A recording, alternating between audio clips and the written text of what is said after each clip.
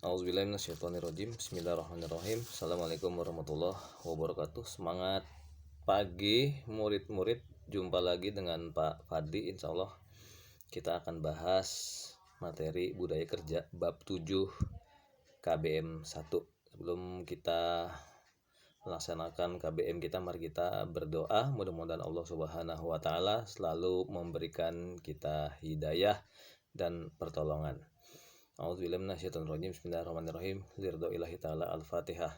A'udzubillahi minasyaitonirrajim. Bismillahirrahmanirrahim. Alhamdulillahirabbil alamin. Arrahmanirrahim. Maliki yaumiddin. Iyyaka na'budu wa iyyaka nasta'in. Ihdinas siratal mustaqim. Shiratal ladzina an'amta 'alaihim ghairil maghdubi 'alaihim waladdallin. Amin. Baik, judul kita hari ini adalah Work Habit 5S. Ini versi Inggris ya maksudnya. Kemudian teknik modeling untuk work habit itu tadi. Nah, sekarang bagian A sebagaimana yang udah Pak Fadli bagikan ya kepada murid-murid. Definisi work habit kita tahu, work artinya kerja, habit atau habitual berarti kebiasaan. Berarti kebiasaan kerja, tentu kita pengen kebiasaan yang baik. Oke. Work habit adalah perilaku kerja yang dibentuk oleh sebab adanya penyeliaan atau pengawasan ya. Jadi kita pernah dengar istilah supervisor. Nah, supervisor itu artinya penyelia. Nah, kalau dibilang pengawas itu ya seolah-olah dia ada di atas ya kan, tidak bersama-sama bareng-bareng atau memonitor kerja dan kinerja para bawahan. Nah, tapi kalau penyelia itu berasal dari kata sela, berarti ada di tengah-tengah para bawahannya begitu. Jadi supervisor artinya penyelia begitu ya. Tapi kita lebih banyak mengenal istilah pengawas ya. Jadi perilaku kerja yang dibentuk oleh sebab adanya penyeliaan atau pengawasan dan adanya pendekatan persuasif. Persuasif itu berarti komunikasi yang lembut ya, tidak dengan penyampaian kata-kata perintah yang keras ya, tetapi lebih dari hati ke hati kira-kira begitu. Kemudian dan adanya diklat atau training ya, pendidikan latihan atau training dan juga oleh sebab adanya penghargaan atau sanksi ya, rewards atau punishment ya. Tingkatannya kan kalau penghargaan bermacam-macam, ada yang dikasih piagam, ada yang dikasih traktiran ya kan, ada yang dikasih coklat dan seterusnya gitu. Itu penting tuh gitu. Termasuk juga ada yang namanya punishment ya. Punishment itu sebelum diberi sanksi gitu. Jadi misalkan ini ada seorang pegawai ini, oknum pegawai ini rajin bolos. Nah, bolos rajin. Udah terbukti dia bersalah, ya dikasih punishment gitu. Ini kesalahan kamu adalah rajin bolos. Baru sanksinya umpamanya dikasih SP1 umpamanya. Diskores selama 1 pekan umpamanya begitu ya. Jadi tahapannya punishment dulu baru sanction atau sanksi. Dan tentu perilaku work habit tersebut didasari oleh niat. Bapak ditambahin nggak cuma niat tapi juga mesti ada yang namanya tekad ya, sebagaimana pernah disampaikan ketika kita PTM ya beberapa waktu lalu. Jadi nggak cuma cukup niat. Kalau kita pengen mempunyai kebiasaan kerja yang bagus, niat mesti ada, tekad juga harus punya gitu. Ini tekadnya kan berarti tekad yang positif ya, berarti tekad yang positif gitu. Nekat ya, nekat yang positif, jangan nekat yang jelek. Baik, sekarang kita lanjut kepada bagian B, halaman 188.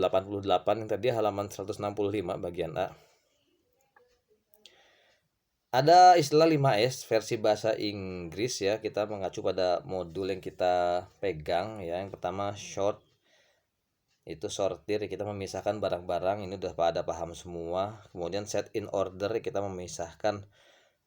Udah lanjutin mengatur barang-barang tersebut ya kan, ditempel dengan labeling sesuai dengan urusannya begitu. Jangan barang-barang yang bukan urusannya dikasih label yang ngaco. Contoh umpamanya ya, gula ya kan, kita tempelin label garam kan bahaya gitu, bisa sangat fatal akibatnya kalau untuk yang FB produk di kitchen ini, bahaya sekali ya.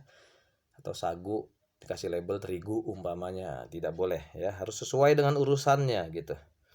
Kemudian es yang berikutnya adalah shine. Shine berarti kan berkilau, shining, oh bener-bener sangat sedang berkilau begitu kan. Maksudnya dibikin supaya apa-apa atau barang-barang yang kita milikin di tempat kerja itu bisa bersih. Saking bersihnya bisa mengkilap atau berkilau gitu, kinclong gitulah.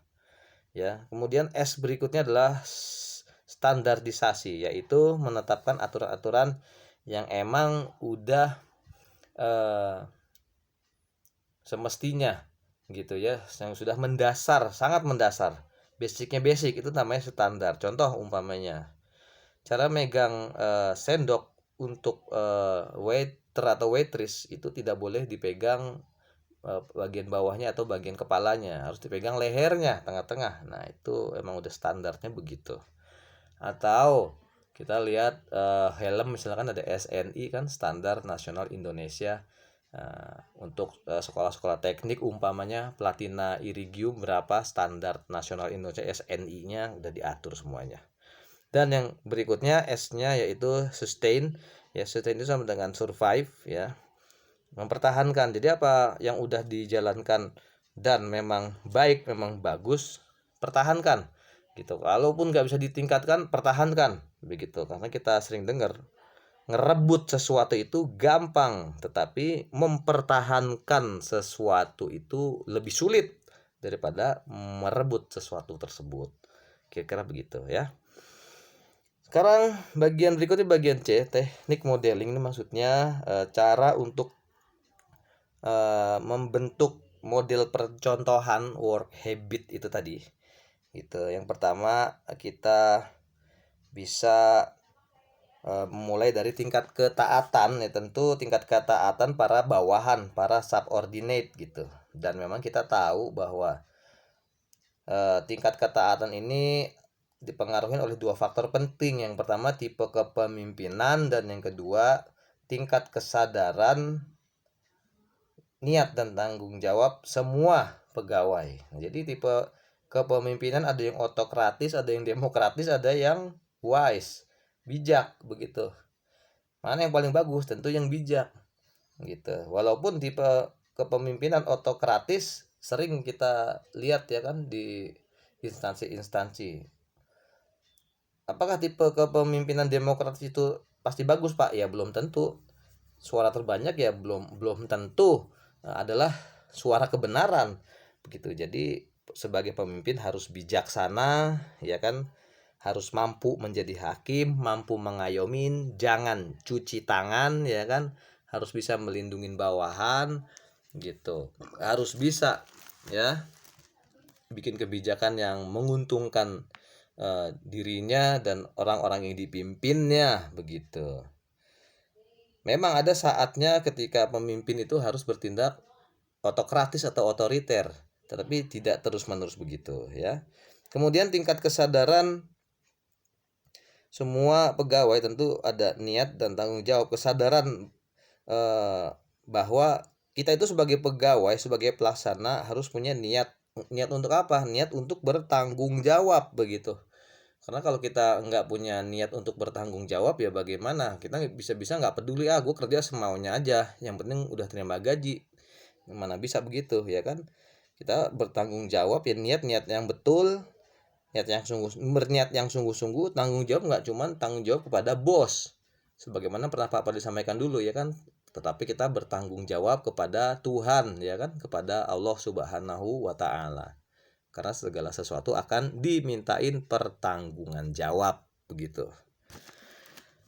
Berikutnya nomor 2, ada dilihat dari sistem atau tools ya, atau peralatan.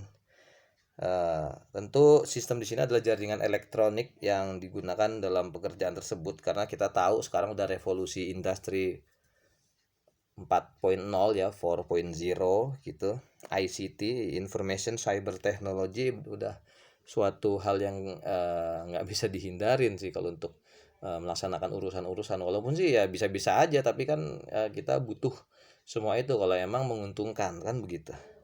Kemudian preventing time loss ya, jadi mencegah yang namanya waktu terlewatkan gitu. Ada yang bilang time is money. Ya, sebetulnya waktu bukan uang gitu. Waktu adalah kesempatan yang nggak bisa diputar kembali kan gitu. Pak Fadli bisa bilang tidak ada kesempatan kedua. Kalau emang ada kesempatan bagus, ambil gitu. Nggak ada kesempatan berikutnya. Pun kalau emang udah gagal ya kita ngambil pelajaran dari kegagalan tersebut, dan jangan gagal untuk kedua kali, jangan untuk kedua kalinya kecemplung di tempat yang sama kan begitu. Kemudian yang keempat bisa ditinjau dari teknik modeling itu pengelolaan cost atau biaya-biaya ya. Kita tahu harus tepat guna, harus daya guna. Mana yang paling penting banget, mana yang paling perlu banget gitu, mana yang nggak perlu, itu harus dipilah-pilah. Dan yang berikutnya nomor 5 adalah identifikasi keanehan. Nah, ini harus dikenalin nih keanehan-keanehan atau yang janggal-janggal nih, kok bisa begini nih pegawai, kita udah kasih penilaian, udah kita kasih interview, wawancara umpamanya, nggak tahunya berbeda dengan hasil interview itu tadi. Bagaimana caranya? Ya tentu ada problem, ada resolution gitu, ada masalah, ada resolusi. Bagaimana ya? Tentu kita analisis ya, kita pelajarin. Nah, ada treatment atau pembinaan, bahkan kalau perlu identifikasi keanehan itu tadi diadakan pretest dan post test lagi gitu untuk memecahkan keanehan tersebut ya gitu. Kalau masih nggak bisa juga ya udah, mau nggak mau ada SP1, SP2 dan SP3. Atau kalau misalkan malah tambah membaik ya berarti ada result ya, ada hasil yang emang saling menguntungkan, pegawai untung, perusahaan juga untung. Baik, itu aja pembelajaran KBM 1 bab 7. Terima kasih dan mohon maaf. Subhanakallahumma wa bihamdika asyhadu alla ilaha illa anta ya Allah astaghfiruka ya Allah wa atubu ilaik. Dari Pak Fadil ucapkan tetap jaga iman, tetap jaga kesehatan, dan tetap bersabar. Mudah-mudahan Allah Subhanahu wa taala selalu menolong kita. Amin ya rabbal alamin. Sekian. Salam 28 Jaya.